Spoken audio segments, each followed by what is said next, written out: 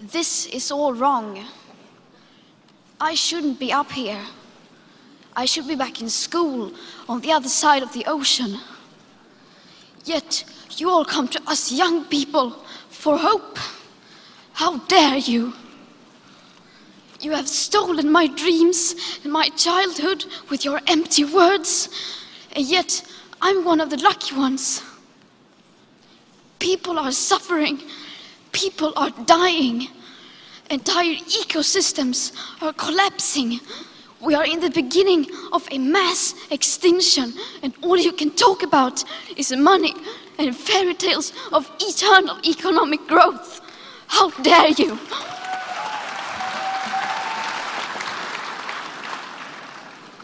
So I was wondering whether you thought climate change could be an issue that could unite us all on left and right, moving us beyond debates about C16 to discussions at the UN at Katowice next month, where perhaps humanity might finally discover its global map of meaning.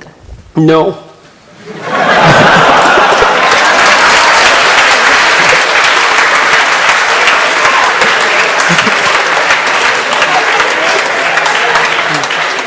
I mean, there's a couple of reasons. I mean, the first reason is that I spent a lot of time reading. I worked for a UN committee for 2 years on sustainable economic and ecological development, and read a very large amount during that period of time and learned a lot, much of which made me much more optimistic than I had been before I read the relevant literature, which was a real shock to me.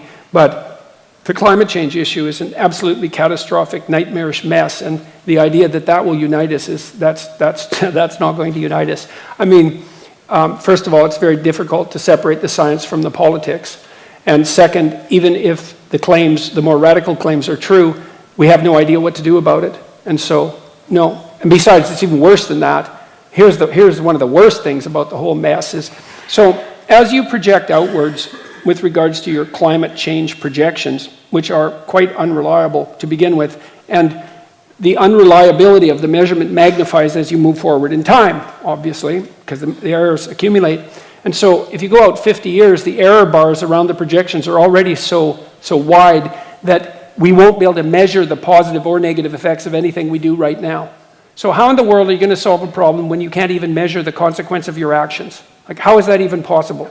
And besides that, well, what's the solution? What are we going to do? Switch to wind and solar? Well, good luck with that. Just try it and see what happens. We can't store the power. Germany tried it. They produced more carbon dioxide than they did when they started because they had to turn on their coal-fired plants again. That wasn't a very good plan. Well, we don't want nuclear. It's like, okay, what happens at night? The sun goes down. Well, isn't that something we should have taken into account? Well, we got to flip on the coal-fired plants. Well, so it was a complete catastrophe, and all that happened was the price of electricity shot up. It was like zero utility. So that's not a solution. So what are we going to do about it?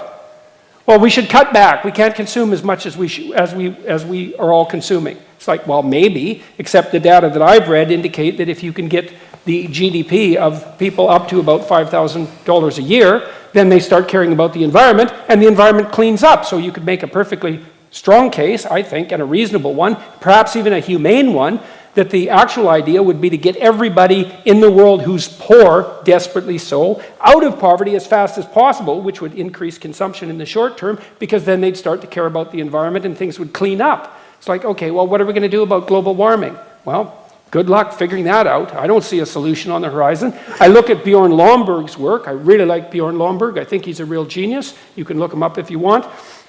He took the UN millennial goals. There's 200 of them. That's way too many goals if you're serious about goals, by the way, because 200 goals isn't a plan. It's a wish list. You have to prioritize. I'm serious. You have to prioritize. But they won't prioritize because each of the goals has its constituents. And if you prioritize, then you irritate the constituents. But if you don't prioritize, then you can't implement the plan. So what Lomborg did was gather teams of economists, multiple teams, some of whom were Nobel Prize-winning economists. He had them assemble teams.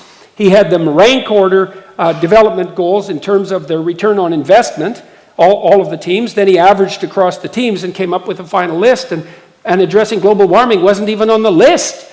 The most fundamental he wrote a book called How to Spend $75 Billion to Make the World a Better Place, and that's not very much money on a global scale. Almost everything that he recommended had to do with increased child nutrition in developing countries.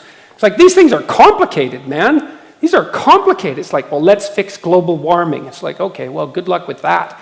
First of all, how are you going to do that? And to think that will unite us, well, certainly not uniting us so far. So, no. And it's the kind of low-resolution thinking that just gets us absolutely nowhere. I like what Lomborg did way better. I think it's way more intelligent. So, maybe if you increase child nutrition enough and you produce another, I don't know, 10 million geniuses as a consequence of that, and maybe one of them will figure out what to do about global warming. Well, I'm serious about that, It's not a bad thing to increase the total sum of human brain power, And so we treat these things so lightly. Well, let's fix the planet. Well, we're going to concentrate on global warming. Well, why global warming? Well, because everyone thinks that's the biggest catastrophe. Well, maybe it is, but if you don't have a solution, well, and then what about all those other problems? What are you going to do about them? Well, we'll ignore them because we can feel good about, being concerned about global warming.